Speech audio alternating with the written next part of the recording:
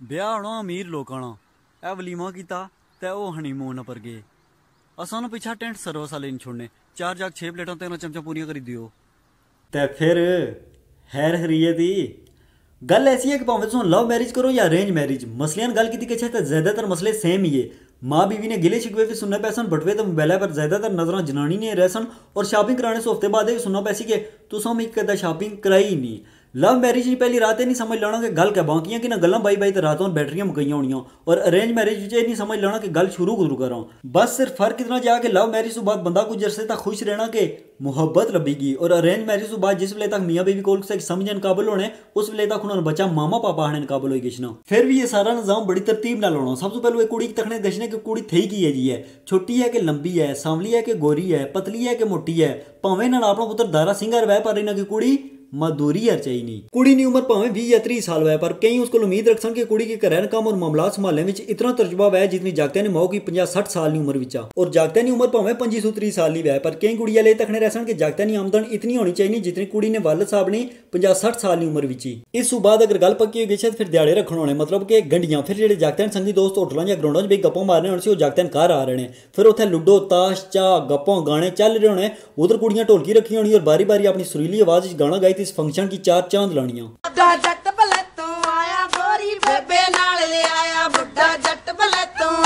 बड़िया लादा ही अपनी महफिल लाई होनी, उस 1947 सुकीनी तून तकनियां नाराजगियां तवीस्त आ गए, केड़े बंदे केड़े नाल कितना अन्याय किया सब डिस्कस होना, और केड़े बंदे की दिलों हित बुलाना और केड़े बंदे की अपरो अपरो ही बुलाना, और अगर फिर भी ना आया तो एक बार फिर जीना मरना खत्म। और जिन्हों की ये मनाने गशने होना अगर लादा ही अपने गिले शिकवे लिस्ट खोली होनी। इस गेम गेमी चाह रही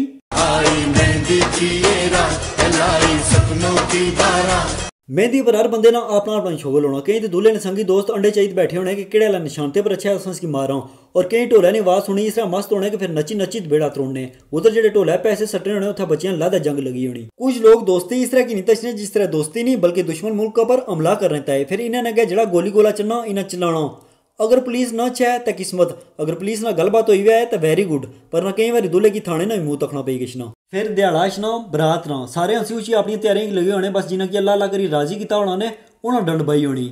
मिगी फ्रंट सीट पर जगह नहीं लभी, मैं ना गशना माड़े बच्चे कुछ जगह नहीं दी, मेहंदी पर भी इन्हें कुछ चंगी तस्वीर नहीं छिकी, ये कोई तरीका। बस ये आखिरी फंक्शन आ इन्हें सारे मसला हल करवाने इस बाद फिर टूरी पैने कुड़ी ने करे दर। उत्थे किसी कुछ लोग इस तरह फायरिंग करने इस तरह फायरिंग करने जिस तरह लगना ही नहीं कि कुड़ी की नेता है, इस तरह लगना जिस तरह कब्जा छुड़वाना है। उस बाद फिर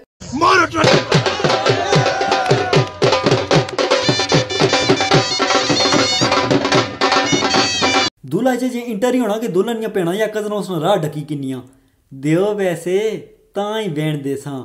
दूल्हा शोगल मेला लाई हसनिया खेड़निया पैसे चाहिए देना, पर अंदरों अंदर सोचना कर्जा भी चढ़ी गया, ये भी पैसे गए, उन्हें कई तरीका रह गया, किसी पैसे वाले पेशेंट को एक किडनी बेच दूंगा। फिर टाइम बचना रुखसती ना, वैसे गल पहलू ही करे तकी सी कि जैसे रुखसती टाइम बचना तो कुड़ी ने कराया टाव मारने होने से आजकल तो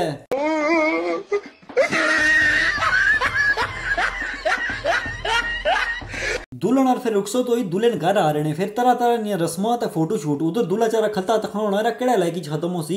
मैं भी दुल्हन घूंघट चाह 2-4 गल्लां बां मिगी यकीन अच्छा कि माड़ा ही ब्याह वा, पर दोस्त है रिश्तेदार कड़ी मुड़ी दरवाजे पर आ रहे सन, ए बस एक ग्रुप फोटो रही गया, ए बस आखिरी इतने विच रोला पई किश ना वलीमे पर भावें तुसां टाइम ने मुताबिक 1 बजे अच्छो या 2 बजे अच्छो, रोटी तुसां की 4 बजे ही लपसी, जेड़े पहलू आ रहे ने वो बेही अंदाजे लाउण पेने। मिगी कोई निजाम ठीक जा नहीं दिसना, माड़े हाल है रोटी थुड़ सी। उधर निकियां लादा पापलों टाफियां नाल जेवां भरियां रेसां लईयां होनियां ने, और मेहंदी जेड़े पटाहे बच्चे होने करे एक नीचे रैंड बुन करे दुई नीचे रैंड बुन, इतने विच खुली किशनी रोटी। और कुछ तो लोगों की जिंदगी में मकसद ही है कि वलीमे वाले रोज बगैर नाश्ता कितियां करूं गशना, वलीमे पर आखिरी टाइम तक खाना और इंतकाल। और कईयां नी आदत होनी कि चंगा भला खाई पी आखिर विच दंदां तीलियां मारने आखसन चस नहीं आई सालन दरअसल ठड्डा सा। तुसां सारे दोस्त जेडे इस वेले मिगी बुझने पे हो, तुसां सारेयां ते इक मशवरा कि करे भुल्ली ते भी नंदरा लिखने ते ना ब्याह वे, क्योंकि एक जगह ब्याह पर नंदरा लिखने ते बेही गया किसा बंदे ना या ग्राए ने ना नुकता भी इधर उधर हो गया। उत्थे न बजुर्गों मिगी तुम्हारी पढ़ाई की ओ खज्जल कीता जेड़ा कदे ना भुल्ली सकना। कई जनानियां की पूरी रात बाली इन्हां कोल मशवरे किन्ने रहो या इधर उधर गल्लां बाने रहो, ये पूरी रात बैठियां रह सन।